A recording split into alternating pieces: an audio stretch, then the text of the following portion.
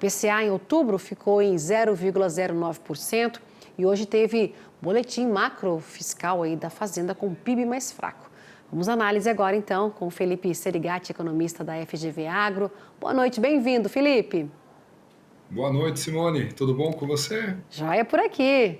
Vamos lá, né? O Ministério da Fazenda divulgando hoje o seu boletim macro fiscal, revisou para baixo a IPCA de 2025, não é? Inflação em 4,8 para 4,6, ainda fora da meta, não é? E o PIB mais fraco, 2,2%, abaixo dos 2,3% de outubro. E eu quero te fazer essa pergunta, os reflexos disso tudo para a economia. Então, vamos lá, né? Como é que a gente começa toda essa história? Política monetária funciona, né? Então, a gente teve reunião do Copom na semana passada, Banco Central sinalizou, né, manutenção da taxa de juros, não deixou claro quando é que a gente vai iniciar o processo de redução dessa taxa de juros, ou seja, né, a política monetária vai manter ali o freio de mão puxado por mais um tempo. Por que ela está fazendo isso? Porque ela precisa finalizar, né, esse trabalho de controle da inflação. A boa notícia é que está funcionando. Embora um custo elevado, né, uma taxa de juros bastante elevada, isso tem impacto no fiscal, isso tem chegado ali nas concessões de crédito, empresas, produtores com dificuldade de obter financiamentos a valores acessíveis, mas o fato é a política monetária tem funcionado.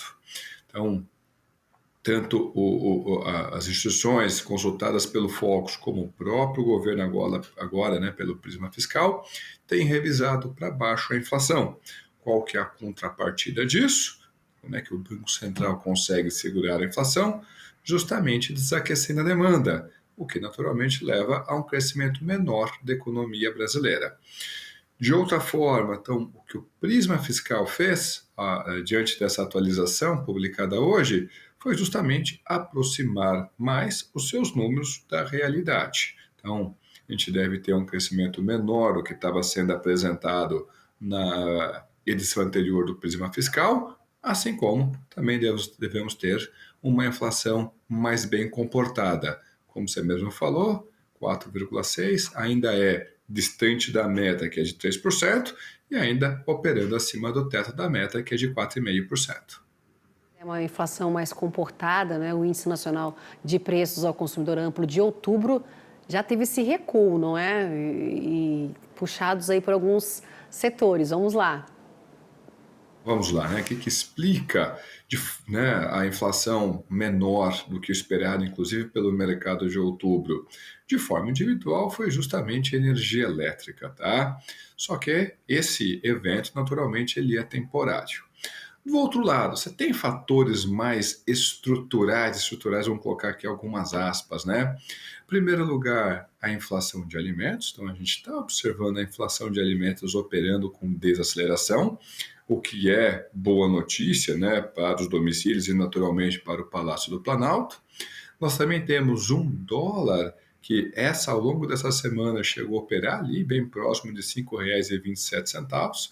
Isso faz com que insumos importados, peças, partes e componentes e preços de commodities, inclusive alimentos, também cheguem, né, para a economia a um custo menor, com reflexo naturalmente lá na ponta, né, nos produtos junto ao consumidor. Então a gente tem dois fatores ali mais, entre aspas, estruturais. De um lado, nós temos então a inflação de alimentos, uma safra cheia, e de outro lado, reforçando esse processo, o dólar, só que o dólar mais barato também pega principalmente produtos industriais. Maravilha. Quer dizer então que quando a gente abre lá o IPCA, está todo mundo bonitinho? Não. Tem um detalhe lá que ainda é importante, que naturalmente o Banco Central mantém a sua atenção, que é a inflação de serviços. A inflação de serviços continua apertado. Se a gente for analisar ali o número divulgado em outubro, ou seja, pegar uma inflação acumulada em 12 meses, a inflação de serviços foi para 6,2%. Ou seja, é uma inflação que está operando persistentemente acima de 6%. Naturalmente, o Banco Central está atento a isso. No entanto, como os outros componentes da inflação, no momento que a gente conversa, estão entregando um número mais razoável, já é, vamos dizer assim, tranquilo ou possível imaginar que em algum momento, ou em janeiro ou em março do ano que vem, o Banco Central dê início ao ciclo de redução da taxa de juros. Quanto tempo vai durar? Ninguém sabe. Qual que vai ser a intensidade total desse ciclo, né? Quanto que vai baixar a taxa de juros até o final desse ciclo? Ninguém sabe. E por fim, ninguém sabe exatamente esse primeiro passo, quanto que o Banco Central vai reduzir. Se for seguir o padrão dos bancos centrais pelo mundo, provavelmente vai ser aquele esquema de eu reduzo um pouquinho, dou uma olhada e avalio antes de dar o próximo passo. Acho que é super natural que, caso o Banco Central faça uma redução lá no primeiro trimestre do ano que vem, seja apenas de 0,25 ponto percentual. Pois é, né? A Selic em 15% ao ano para o Banco Central, então ela é suficiente para controlar, para ter esse controle da inflação. Ontem, não é? O presidente do Banco Central, o Galípolo, em um evento lá em São Paulo, ele falou que podem brigar com o Banco Central à vontade aí, não é? Mas o Banco Central não pode brigar com dados, né? Os fatos, os dados. E ele dizendo, né, quem pensou que iria baixar a taxa de juros nas próximas reuniões agora, não entendeu nada, né? O Banco Central está baseado, então, em fatos e dados. É por aí, né, mais ou menos, o que ele quer dar esse recado. Exatamente, então, primeiro ponto, primeiro lugar, né?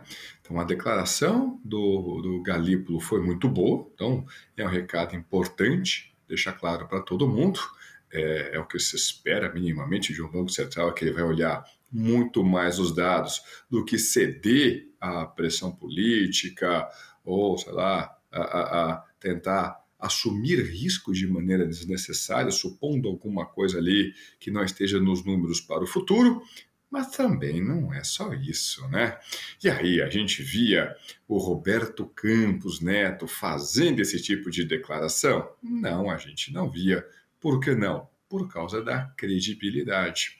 Como o Galípolo chega ao Banco Central com uma credibilidade menor, tanto pelo seu histórico, o conjunto de falas, de opiniões que ele tinha emitido antes, seja pelo que ele veio indicado pelo governo Lula, um governo que sempre bateu muito forte contra a autonomia ou independência do Banco Central, as falas do Galípolo têm que ser muito mais contundentes, justamente para não deixar qualquer sombra de dúvida junto ao mercado de que ele pode ser influenciado por qualquer outra coisa que não sejam os números de maneira mais objetiva.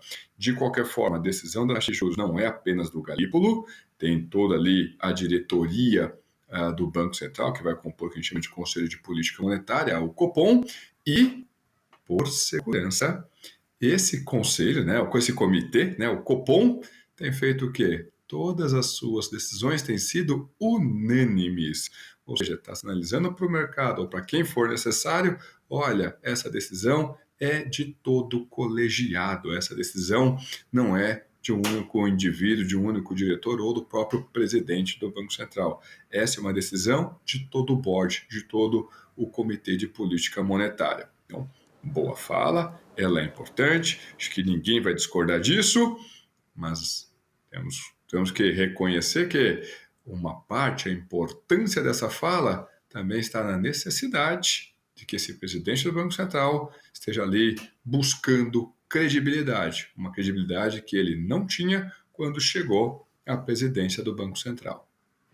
Felipe Serigatti, economista da FGV Agro, nosso parceiro aqui do canal. Muito obrigada, viu, Felipe?